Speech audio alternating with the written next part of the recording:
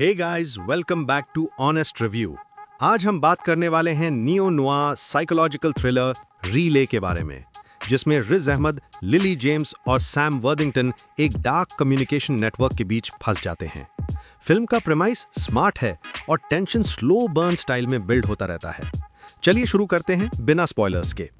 Story follow करती है net यानी रिज अहमद को, एक मिस्टीरियस मिडलमैन जो एक इलीगल अंडरग्राउंड रीले सिस्टम का हिस्सा है। ये सिस्टम क्या करता है? क्रिमिनल क्लाइंट्स और डेंजरस फिक्सर्स के बीच एक अनोनिमस चेन बनाता है, जहां हर बंदा सिर्फ अपने से नेक्स्ट पर्सन को जानता है।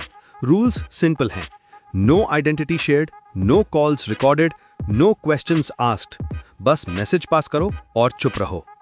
नेट का काम हमेशा कंट्रोल्ड रहा है, जब तक एक नए क्लाइंट क्लेयर यानी लिली जेम्स उसकी लाइफ का बैलेंस तोड़ नहीं देती। क्लेयर एक सेंसिटिव केस लेकर आती हैं, जिसमें सिर्फ इंफॉर्मेशन नहीं बल्कि किसी की जिंदगी दांव पर होती है।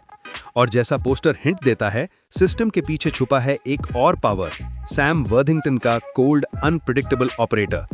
फिल्म का टेंशन यहीं से एक्सप्लोड होता है। नेट चेन का हिस्सा बनने से थक चुका है, क्लेयर सच जानना चाहती हैं और सिस्टम इन दोनों को सिंपली एग्जिस्ट नहीं करने देगा। नो स्पॉइलर, पर सेकंड हाफ में फिल्म ट्रस्ट, एनोनिमिटी और सर्वाइवल को डार्क टोन में एक्सप्लोर करती है। रिज अहमद ब्रिलियंट, चुप रहो।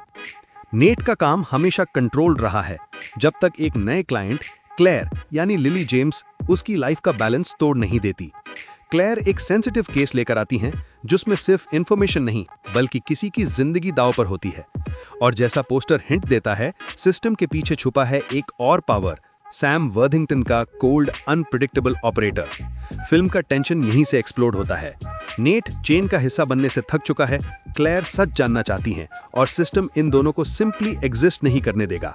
नो स्पॉइलर, पर सेकंड हाफ में फिल्म ट्रस्ट, एनोनिमिटी और सर्वाइवल को डार्क टोन में एक्सप्लोर करती है। रिज अहमद ब्रिलियंट, उनका confused, emotionally exhausted character film को डेप्थ देता है। लिली जेम्स ने स्ट्रॉन्ग, लेयर्ड परफॉर्मेंस दिया है, वल्नरेबल भी, डिटर्मिन्ड भी।